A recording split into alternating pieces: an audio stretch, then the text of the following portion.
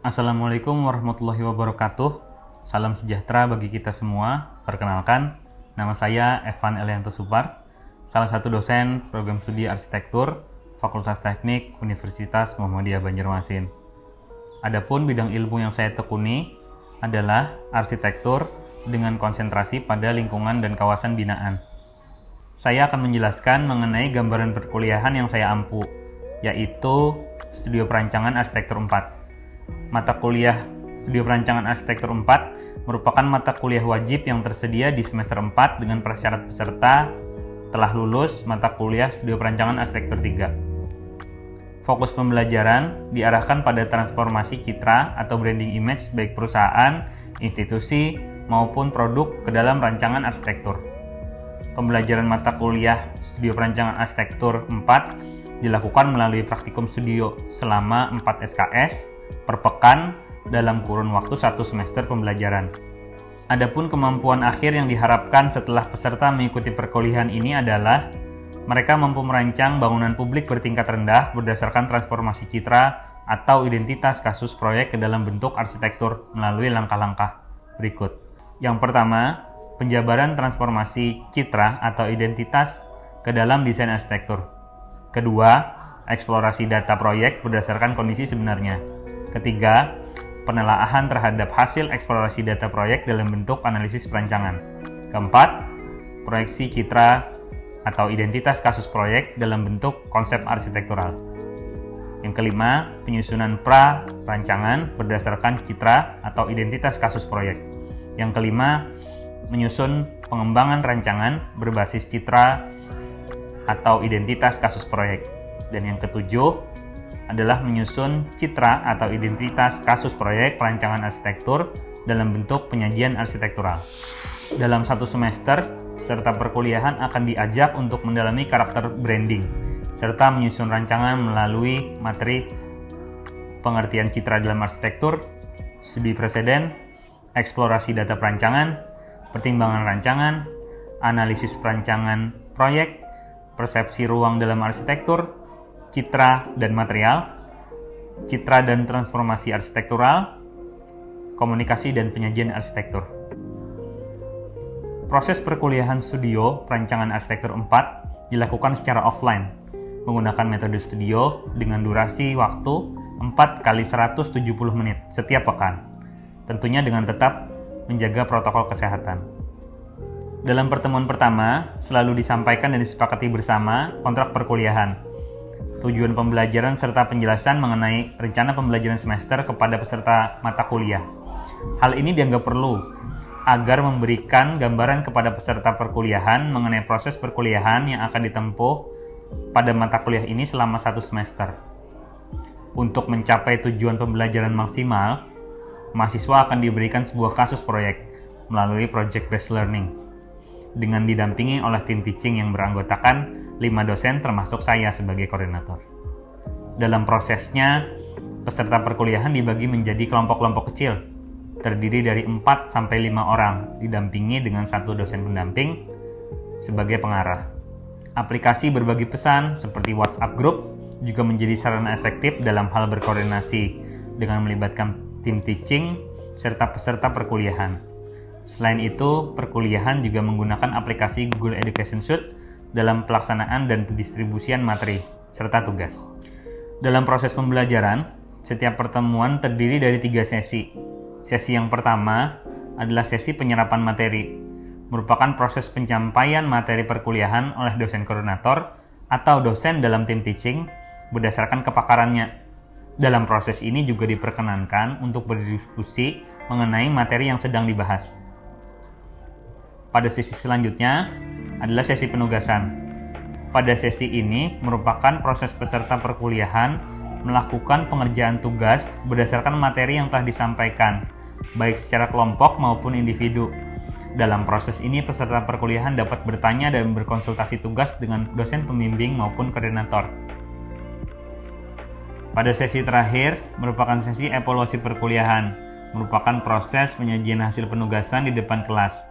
Pada proses ini kembali dilakukan diskusi mengenai hasil pengerjaan tugas, baik oleh dosen koordinator maupun dosen dalam tim teaching. Biasanya hanya berupa sampel, dari kelompok, sedangkan yang lain tetap menyerahkan hasil tugas melalui Google Education Suite.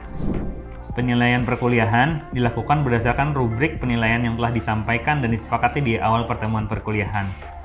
Penilaian sendiri terdiri dari 3 komponen, yaitu bobot tugas sebesar 60%, kemudian bobot evaluasi pertama sebesar 20%, dan bobot evaluasi kedua sebesar 20%. Penilaian evaluasi dilakukan dengan pemaparan dan pengumpulan produk tugas sesuai dengan bahan kajian yang telah disampaikan. Proses penilaian ini juga melibatkan dosen pembimbing yang berperan lebih besar dalam mengarahkan. Demikian merupakan gambaran perkuliahan Studio Perancangan Arsitektur 4 yang saya ampu. Berikutnya kita akan menyaksikan proses pembelajaran mata kuliah ini di dalam studio. Selamat menyaksikan. Assalamualaikum warahmatullahi wabarakatuh. Waalaikumsalam warahmatullahi wabarakatuh. Alhamdulillahirrahmanirrahim. Sama-sama kita panjatkan puji dan syukur kepada Allah Subhanahu wa Ta'ala karena hari ini kita sama-sama dianugerahi kesehatan untuk bisa melaksanakan perkuliahan Studio Perancangan Arsitektur 4 di pertemuan kedua. Nah, sebelum kita mulai, lebih baik kita membaca doa terlebih dahulu. Doa akan saya pimpin dengan mengucapkan basmalah. Bismillahirrahmanirrahim. Oke, selanjutnya kita akan masuk ke perkuliahan. Jadi tujuan dari perkuliahan ini adalah setelah mengikuti perkuliahan ini, mahasiswa mampu melakukan eksplorasi data proyek berdasarkan kondisi yang sebenarnya. Jadi diharapkan nanti teman-teman mahasiswa dapat punya gambaran kondisi existing sesuai dengan kondisi yang nyata. Nah, kemudian untuk perkuliahan untuk outline perkuliahan terbagi menjadi 5, yaitu yang pertama adalah pembukaan dulu, kita akan review sedikit mengenai materi yang telah lalu. Kemudian yang kedua, kita akan fokus pada pertimbangan terhadap lokasi dan tapak, kemudian pertimbangan terhadap pengguna, kemudian juga pertimbangan terhadap citra atau identitas kasus dari perancangan, dan bagian terakhir nanti kita akan membahas mengenai tugas. Nah, kita hari ini akan membahas lebih fokus pada pertimbangan terhadap lokasi atau tapak. Nah, sebelum kita lanjut ke materi inti, saya akan melakukan review terhadap materi sebelumnya yang sudah kita pelajari di pertemuan pertama. Nah, kira-kira ada yang tahu mengenai apa itu citra? Apakah ini merupakan citra? Ada yang tahu? Ya, silakan. Nada. Rupa. Oke, rupa. Secara singkat disebutkan rupa. Nah, mereview kembali bahwa menurut YB Mangunwijaya, citra itu sebenarnya adalah sesuatu yang lebih bersifat spiritual, jadi ditangkap oleh jiwa kita. Kemudian lebih menyangkut derajat dan martabat manusia yang menghuni bangunannya. Kalau itu bangunan, citra ini juga bisa ditampilkan ketika kita pakai baju. Baju itu akan berbeda citra yang nampak pada diri kita antara baju yang biasa saja dengan baju yang bermerek. Pasti kita punya citra atau kepercayaan diri kita bakal meningkat seperti itu. Nah, kemudian citra ini menunjukkan pada tingkat kebudayaannya juga. Nah, ini berkaitan sekali citra ini terhadap guna. Menurut YB Mangunwijaya, citra adalah lambang yang membahasakan segala yang manusiawi, indah dan agung. Dari dia yang membangunnya, sederhana dan kewajarannya yang memperteguh hati setiap manusia. Kita akan masuk ke materi inti dari perkuliahan hari ini mengenai pertimbangan terhadap tapak atau lokasi dari perancangan. Nah, yang pertama yang perlu menjadi pertimbangan adalah mengenai batasan fisik dari batasan lokasi dari perancangan. Kira-kira ada yang tahu batasan lokasi ini maksudnya apa? Oh ya, silakan Rinja. Batasan lokasi itu batasan fisik. Oh ya, betul sekali. Tapi yang lebih tepatnya batasan fisik ini adalah batasan lokasi ini adalah batasan fisik, terutama yang mengitari dari teritori lokasi kita. Misalkan batasan utara ada apa saja, ada sungai, misalnya ada bangunan sekolah atau bangunan apa, begitu juga di bagian utara, timur, barat, selatan. Nah, kemudian yang kedua adalah mengenai klimatologi lokasi atau tapak. Nah, klimatologi ini sering disebut sebagai iklim setempat atau iklim domestik. Nah, itu meliputi suhu udara, kemudian curah hujan, kemudian juga kelembabannya. Nah, kemudian yang ketiga, morfologi lahan. Morfologi lahan ini lebih kepada bentuknya, bentuk lahan. Jadi seperti elevasi tapak juga kita harus mengetahui, kemudian kontur dan bentuk lahannya. Ini bisa diketahui dengan melakukan survei atau pengukuran. Bentuknya bisa saja kotak, segitiga, atau bahkan kalau di perkotaan kadang bentuknya tidak beraturan karena mengikuti batas-batas tanah yang ditetapkan di sertifikat. Kemudian pencapaian dan aksesibilitas terhadap lokasi atau tapak. Nah, ini lebih kepada bagaimana caranya untuk mencapai dari lokasi tersebut, dari satu fasilitas, misalkan dari pasar menuju lokasi tersebut atau dari perumahan menuju lokasi ke sekolah, seperti itu. Kemudian yang berikutnya adalah orientasi matahari dan angin. Nah, orientasi matahari dan angin ini lebih kepada posisi tapak itu terhadap garis standar matahari. Di mana kita tahu bahwa matahari itu pasti terbit di timur dan tenggelam di barat. Nah, itu pasti sudah sunatullahnya, sudah seperti itulah adanya. Nah, yang perlu kita ketahui adalah ketika matahari itu terbit di barat dan tenggelam di timur, terbalik ya, terbit di timur dan tenggelam di barat, itu posisi set kita seperti apa. Maka nanti kita akan bisa menentukan untuk daerah mana yang bukaan, mana yang terbuka dari bangunan tersebut, atau bagian mana yang tertutup, atau bagian mana yang memang sengaja dibuka tapi bisa kita kondisikan dengan melakukan shading di situ atau penataan vegetasi untuk mengurangi dari cahaya dan panas matahari tersebut. Juga angin seperti itu. Angin ini membawa kesejukan, itu bisa diarahkan jika kita tahu dari mana kira-kira angin ini berhembusnya. Kemudian kondisi vegetasi dan tata hijau. Nah, kondisi vegetasi ini juga penting nih, apalagi kalau lokasi kita punya vegetasi yang besar seperti pohon-pohon yang besar, ada baiknya itu dipertahankan karena sekarang itu tidak mudah untuk menumbuhkan pohon sampai sampai seukuran besar tertentu seperti itu. Kemudian view atau pemandangan. Nah, ini ada dua nih mengenai view. Ada yang pandangan dari luar ke dalam. Nanti kalau dari luar ke dalam ini akan menentukan kira-kira sequence atau sudut mana bangunan ini menjadi yang paling monumental atau yang paling bagus lah. Biasanya kan kalau cewek-cewek foto itu ada di bagian tertentu yang miring kiri atau miring kanan itu kelihatan cantik gitu. Nah, itu angle andalan, istilahnya seperti itu. Nah, kemudian ada juga yang dari dalam keluar, artinya si penghuni ini bisa menikmati view yang ada di luar, vista-vista yang indah yang ada di luar. Terutama jika misalkan fungsi bangunannya adalah resort atau restoran misalkan. Nah, itu perlu pemandangan-pemandangan tertentu yang memang menarik gitu sebagai nilai jual. Nah, kemudian yang berikutnya itu teman-teman juga ketika di lapangan itu harus mengetahui mengenai utilitas atau secara sederhananya mengenai sistem manajemen persampahan lah di kawasan tersebut. Nah, kalau sudah bicara mengenai sistem, berarti dia tidak berdiri sendiri. Jadi misalkan kayak sampah itu nanti berarti dibuangnya di mana, kemudian siapa yang mengangkut, kemudian angkutannya itu kemudian dibuang kemana, menggunakan apa, seperti itu. Kemudian sistem pengaliran air bersihnya seperti apa, apakah dia menggunakan PDAM, apakah ada jaringan PDAM di sana, atau ada sumber air lainnya. Kemudian penanganan air kotor serta limbah, ini biasanya kalau di kota-kota besar dia punya saluran sendiri untuk penanganan air limbah. Nah, kalau kita sendiri di sini biasanya harus di treatment secara mandiri di tapak seperti itu karena belum terintegrasi. Kemudian yang tidak kalah pentingnya juga adalah karena semuanya ini sistemnya teknologi ya, berkaitan dengan listrik, jadi membutuhkan listrik seperti itu. Jadi harus diketahui bahwa kira-kira apakah di kawasan itu ada aliran listrik atau malah ada kemungkinan kita mengusahakan untuk listrik mandiri seperti misalkan tenaga surya atau tenaga angin seperti itu. Nah, kemudian mengenai kebisingan ini penting terutama pada fungsi-fungsi tertentu, misalkan kayak sekolah itu kan perlu ketenangan, jadi kebisingan ini juga perlu dipertimbangkan sumber-sumber bising yang ada di sekitarnya. Tapi bukan hanya sumber bising yang didapatkan yang masuk ke dalam site, tapi juga yang dari site bisa keluar gitu. Siapa tahu kita ada sumber bisingnya ternyata. Nah, itu nanti berpengaruh terhadap desain bangunan, terus juga ke material, juga tatanan terhadap lingkungan.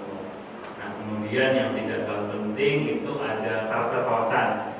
Karena kalau secara urban design itu bangunan sebenarnya tidak berdiri sendiri, dia berdiri menjadi salah satu bagian dari sistem kawasan. Jadi perlu pertimbangan juga mengenai tipologi fasade di kawasan atau tipologi tampak pada bangunan seperti apa.